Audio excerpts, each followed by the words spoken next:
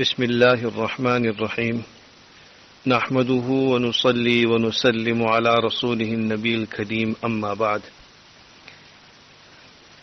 I'm going to share with you an incident,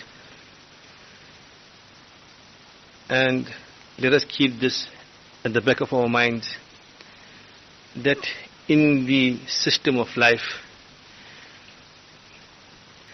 in the system of life, a person will be overcome, he will be presented with challenges. So we have to ensure that we, by virtue of us being diligent, that we hold ourselves back out of the fear of Allah. And this is very, very important, because the lessons that we are going to be sharing in this incident is something that we should make muhasaba and muraqaba every night before we sleep. All right. So, there was a very beautiful woman in Makkah Mukarramah, and she was admiring herself in the mirror, and then she asked her husband that, is there any man who will see my face but he will not be tempted? Is there any man that will see my face but he will not be tempted? So he replied, yes, there is a man like that. So she asked, who is this? He answered that he is Hazrat Ubayd ibn Umayr rahmatullah alayh. So she asked her husband, she asked permission from her husband. She said, will you allow me to tempt and entice him? Will you allow me to tempt and entice him? So he agreed, regarding it as a joke. So she approached Ubayd ibn Umayr rahmatullah alayh, pretending to ask him an important question. And when they were in a corner of the Masjid al-Haram, she unveiled her face and it shone like the full moon. It shone like the full moon. Now you must remember that this is where a person holds back out of the fear of Allah. A person holds back out of the fear of Allah subhanahu wa ta'ala. So you see, when a person, when he becomes colored in the consciousness of Allah subhanahu wa ta'ala, then you'll find automatically his reaction is something different altogether. So Hazrat Ubayd ibn Umayr rahmatullah alayhi asked her, O slave of Allah, what would you like to ask? What would you like to ask?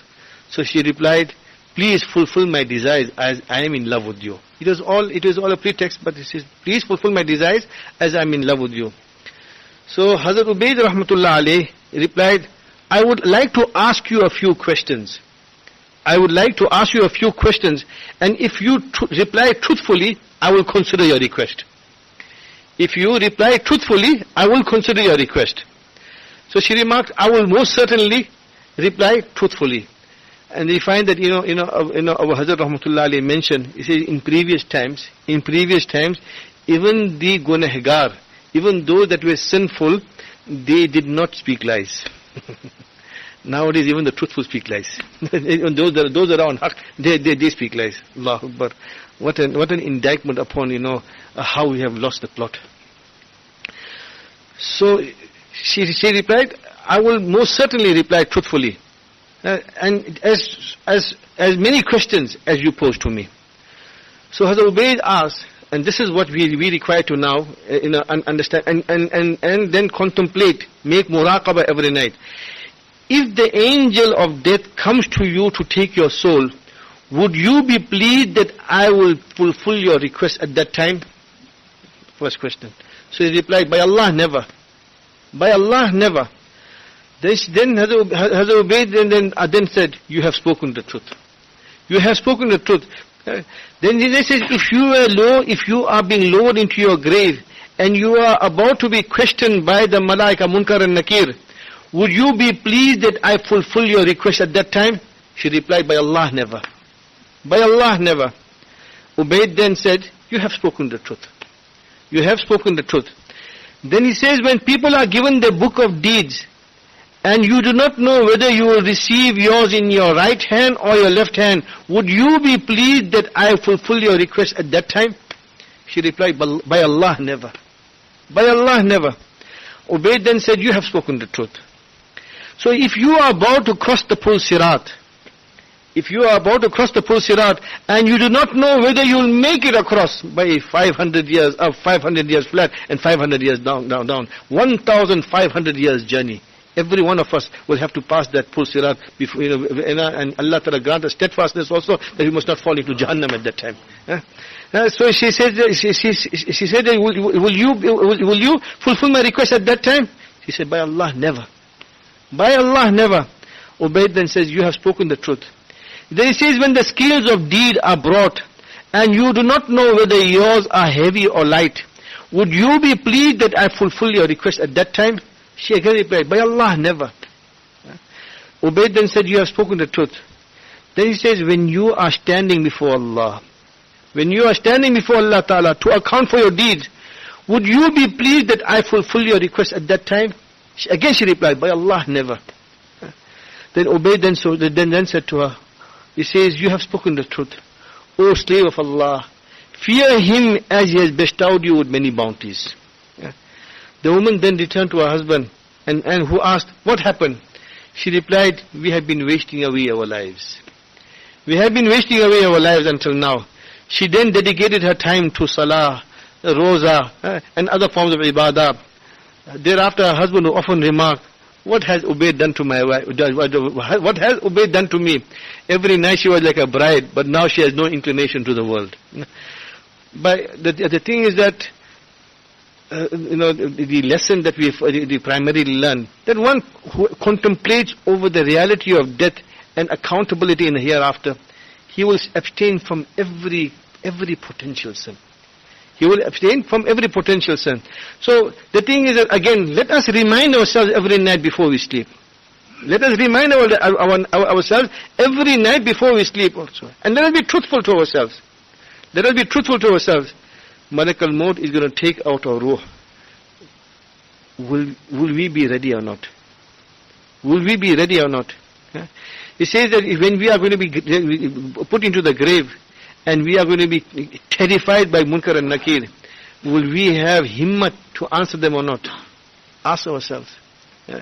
Then he says, when we will be given our book of deeds, will we be given our book of deeds in our right hand or our wrong hand? Have that fear and concern. Have that fear and concern. Then he says that and especially with regard to the Pul Sirat, Allahu Akbar.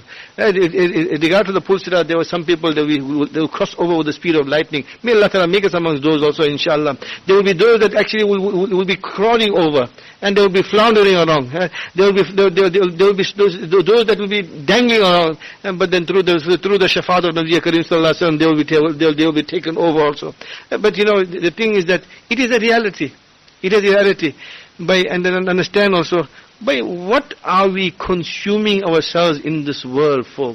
Ask ourselves, what are we consuming ourselves in this world for?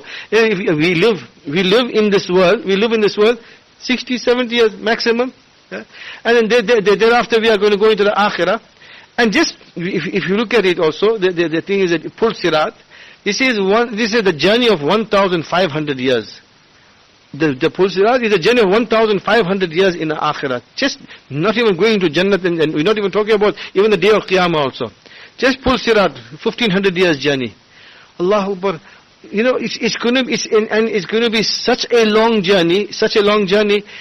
Can we, really contemplate as to see the sheer infinity of time in the Akhirah, and yet what we are wasting our lives for in this world? What are we wasting our lives for in this world? So let us not postpone the obedience of Allah. Let us not postpone the obedience of Allah subhanahu wa ta'ala. Let us put our head down. Let us put our head down also. Acknowledge that, listen, Allah, we have to come to you, Allah. Allah, we have to come to you. Allah, you grant us istiqamat and you keep us in your obedience. This is so important, really. This is so important. If we are not going to acknowledge our helplessness and our hopelessness in the court of Allah subhanahu wa ta'ala, if we are not going to acknowledge our helplessness and our hopelessness in the court of Allah subhanahu wa ta'ala, then remember that you find that we will slip into laxity and laziness, and thereafter obstinacy in sin. Allah Ta'ala protect us. So we make dua to Allah subhanahu wa ta'ala, that Allah subhanahu wa ta'ala grant us all the tawfiq of making muhasabah, taking stock of our actions every day, and then making muraqabah of maut, contemplating about death, contemplating about the certainty of death, contemplating about the certainty of being lowered in the qabr, contemplating about the certainty of being resurrected on the day of Qiyamah, contemplating about the certainty about, we don't know whether our books of deeds are going to be handed us in our right hand or on our left hand. Contemplating also, yes, that we are going to be presented in the court of Allah subhanahu wa ta'ala. Allahu Akbar. And again, you must also always, even at night also, make this dua, Allah, just as you have concealed our faults in this world, conceal our faults in the akhirah also. Allah, conceal our faults in the akhirah also. Allah ta'ala keep us in His hifazat. Wa akhiru da'wana alhamdulillahi rabbil alameen.